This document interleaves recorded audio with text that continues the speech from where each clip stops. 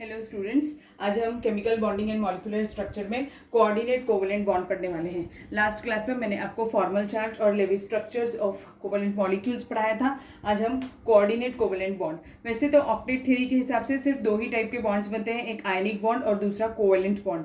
But ये एक special type का कोवेलेंट बॉन्ड है, that is called as what, coordinate covalent bond. Covalent bond की डेफिनेशन हमने क्या पढ़ी थी? A bond which is formed by covalent bond की बता रही बेटा। कोवेलेंट बॉन्ड की डेफिनेशन क्या पढ़ी थी? A bond which is formed by mutual sharing of electrons is called as covalent bond. अब ये क्या है? कोऑर्डिनेट कोवेलेंट बॉन्ड है।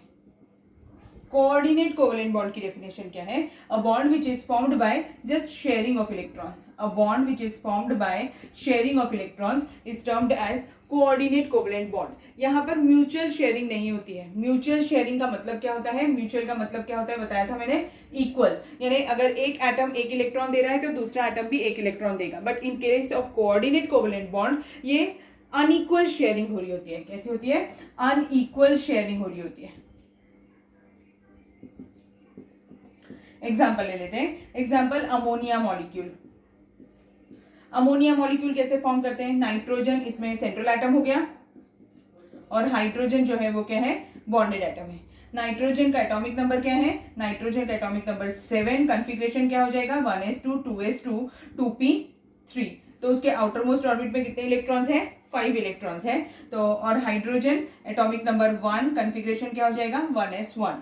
तो अभी देखो, नाइट्रोजन अब इसके पास में 3 इलेक्ट्रॉन्स इसके आउटर मोस्ट ऑर्बिट में, और ये total 5 number of electrons outer most orbit में। अब ये किससे बॉन्डिंग करने वाला है? हाइड्रोजन से एक एक सिंगल बॉन्ड बना लेगा। And this is what, covalent bond formed by ammonia molecule for the formation of ammonia molecule. तो नाइट्रोजन ने अपना एक इलेक्ट्रॉन और हाइड्रोजन ने अपना एक इलेक्ट्रॉन, दोनों ने एक एक इलेक्ट्रॉन शेयर कर लिया। इससे हाइड्रोजन के डुप्लेट्स कंप्लीट हो गए और नाइट्रोजन का ऑक्टेट कंप्लीट हो गया।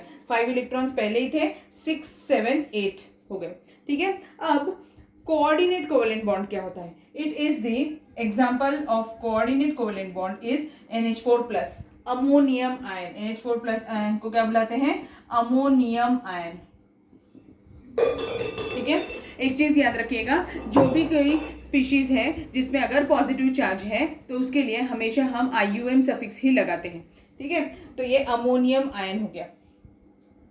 अगर सपोज करो कि यहाँ पे Cl होता तो हम क्या बुलाते हैं? Chloronium ion. आयोडीन होता आयोडीनियम आयन, ऐसा होता। यानी IUM सफिक्स लगाया जाता है जब भी कभी किसी स्पीशीज के पास में क्या होता है? पॉजिटिव चार्ज होता है। तो अभी ये अमोनियम आयन है। अब इसमें क्या करना है? ये अमोनिया के स्ट्रक्चर में ही हमने H पॉजिटिव एक ऐड कर दिया है। अगर H पॉजिटिव आयन ऐड किया है तो वो H पॉजिटिव आयन है। इट मीन्स व्हाट, वो H के पास में जो H+ चार्ज्ड स्पीशीज है उसके पास एक भी इलेक्ट्रॉन नहीं है, वो डिवॉइड ऑफ इलेक्ट्रॉन है, H पॉजिटिव चार्ज। तो अब नाइट्रोजन उसके साथ कोऑर्डिनेट बॉन्ड फॉर्म करेगा। अब क्या, नाइट्रोजन अपने इलेक्ट्रॉन्स काउंट करने के टाइम वो पूरा अपना ऑक्टेट तो कंप्लीट करेगा ही, बट हाइड्रोजन ये H पॉजिटिव आयन अपनी स्टेबिलिटी बताने के लिए, डुप्लेट के लिए नाइट्रोजन के इलेक्ट्रॉन्स काउंट करेगा। ठीक है। This is called as coordinate covalent bond. Is it clear? एक बार फिर से एक और चीज बताती हूँ।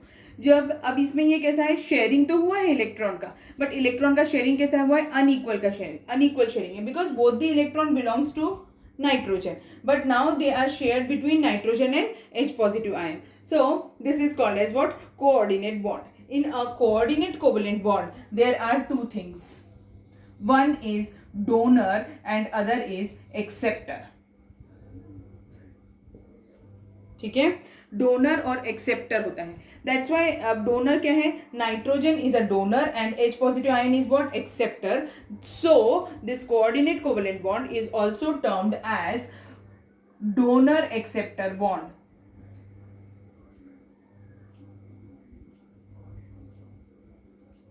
ठीक है। And it is represented by an arrow. So in arrow, the head of the arrow is towards the acceptor and whereas the tail of the arrow is towards the donor. Tail की तरफ कौन रहेगा? Donor, और head की तरफ कौन रहेगा? Acceptor. It is always represented by an arrow. समझ में आ गया ये यहाँ तक? अब देखो, अब इस स्पीशीज में इसमें एरो के फॉर्म से रिप्रेजेंट करते हैं, that's why it is also termed as dative bond.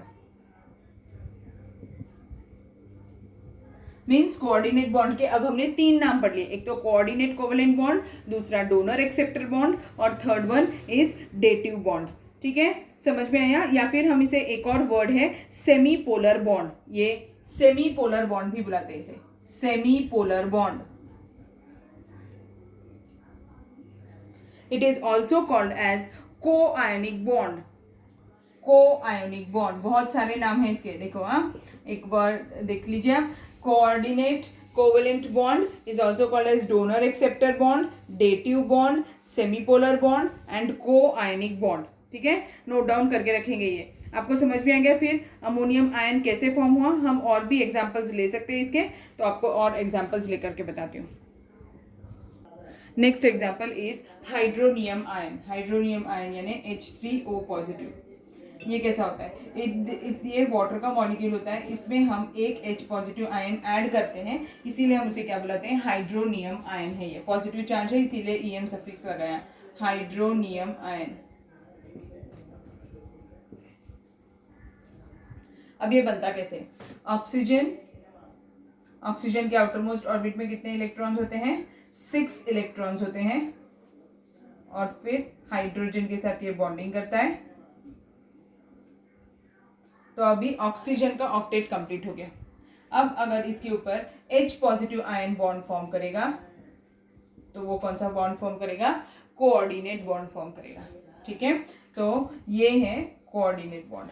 सो इसमें कौन सा बॉन्ड प्रेजेंट है? कोऑर्डिनेट बॉन्ड प्रेजेंट है, और इसमें डोनर कौन है? ऑक्सीजन जो है, that is donor, and H positive ion is acceptor. ठीक है, ऐसा स्ट्रक्चर फॉर्म होता है। एक और एग्जांपल बता देती हूँ, वो है BF3 एंड अमोनिया। BF3 जो है ये एक इलेक्ट्रॉन डेफिशिएंट स्पीशीज है। BF3 मॉलिक्यूल, BF3 और अमोनिया कॉम्प्लेक्स है ये, सॉरी ऐसा नहीं गया। ठीक है, अब ये देखो कैसे बनता है। BF3 अमोनिया, बोरॉन है, बोरॉन के आउटर मोस्ट ऑर्बिट में 3 इलेक्ट्रॉन्स रहते हैं, तो ये फ्लोरीन के पास में 7 इलेक्ट्रॉन्स है उसके आउटर मोस्ट ऑर्बिट में, तो वो उसके साथ में बॉन्डिंग फॉर्म करता है, और वो क्या बना लेता है?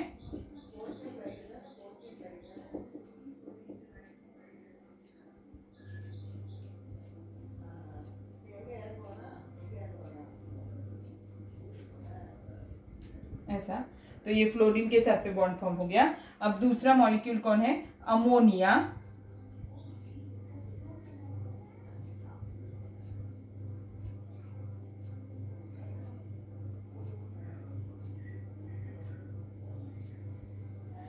अब क्या होता है कि एज बोरॉन जो है, इसमें फ्लोरीन का तो ऑक्टेट कंप्लीट हो गया है, बट बोरॉन का ऑक्टेट कंप्लीट नहीं हुआ है, तो उसके पास में 6 इलेक्ट्रॉन्स ही है, इसीलिए वो क्या करेगा? It will form a bond with the ammonia molecule. ठीक है, and that bond will be coordinate bond. तो इसको ऐसे ना लिखकर